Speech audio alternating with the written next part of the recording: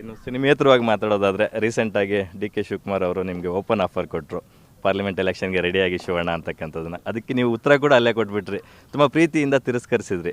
ಬೇಡ, ಅಪ್ಪಾಜಿ ಅವರಿಂದ ನಮ್ಗೆ ಬಳುವಳಿಯಾಗಿ ಬಂದಿರತಕ್ಕಂಥದ್ದು ಬಣ್ಣ ಮಾತ್ರ, ನಾವು ಜೊತೆಗೆ ಇರ್ತೀವಿ, ಜನರ ಜೊತೆಗೆ ಯಾವಾಗಲೂ ನಾವು ರಂಜಿಸ್ತಾ ಹೋಗ್ತೀವಿ ಅಂತಕ್ಕಂಥ ಮಾತನ್ನು ಹೇಳಿದ್ರಿ. ಅಷ್ಟೇ ನಮ್ಮ ಅವತ್ತು ಹೇಳಿದ ಮಾತು ಅಷ್ಟೇ ತಿರ್ಗಾ ರಿಪೀಟ್ ಆಗ್ತಿದ್ರೆ ಜನಗಳಿಗೆ ಬೋರ್ ಆಗ್ಬಿಡುತ್ತೆ. ಏನು ಪದೇ ಪದೇ ಇದನ್ನೇ ಕೇಳ್ತಾ ಇದ್ದಾರೆ. It's over.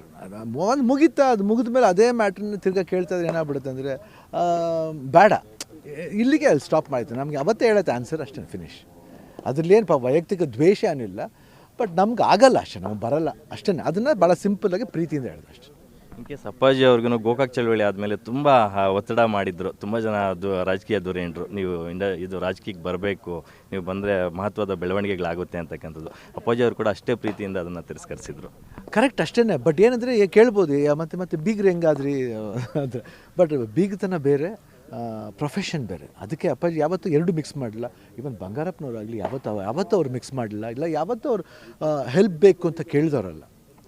ಅದಕ್ಕೇ ಇಬ್ಬರು ಯಾತಕ್ಕೆ ಇಬ್ಬರು ಒಳ್ಳೆ ವ್ಯಕ್ತಿಗಳಾಗ್ತಾರೆ ಅಂದರೆ ಪರಸ್ಪರ ಅವ್ರ ಪ್ರೊಫೆಷನ್ ಅವ್ರ ದಾರಿ ನೋಡ್ಕೊಂಡು ಮಕ್ಕಳು ಅದೇ ದಾರಿ ಬೆಳೆಸ್ತಾ ಇದ್ದಾರಲ್ಲ, ಅದು I think it's a proper way of getting the ಮಕ್ಕಳನ್ನ ಬೆಳೆಸೋ ರೀತಿ ಒಳ್ಳೆ ರೀತಿ ಅಂತ ಅನಿಸುತ್ತೆ. ಈಗ ಮಧು ಬಂಗಾರಪ್ಪ ಅವರು ಒಂದು ಮೇನ್ ಸ್ಟ್ರೆಂತ್, ಯಾಕಂದರೆ ಈಗ ಅವರು ಮಿನಿಸ್ಟರ್ ಆಗಿರೋದ್ರಿಂದ ಮುಂದಿನ ದಿನಗಳಲ್ಲಿ ಪಾರ್ಲಿಮೆಂಟ್ ಎಲೆಕ್ಷನ್ ಬರ್ತಿದೆ. ಗೀತಕ್ಕ ಅವನ್ನ ನಿರೀಕ್ಷೆ ಮಾಡ್ಬೋದಾ ಚುನಾವಣಾ ಕಾಲದಲ್ಲಿ? ನೋಡಬೇಕೇನು ಹೈಕಮಾಂಡ್ ಏನು ತಗೋತಾರೆ, ಅವರು ಡಿಸಿಷನ್ ತಗೋತಾರೆ, ನೋಡಬೇಕಷ್ಟೇ.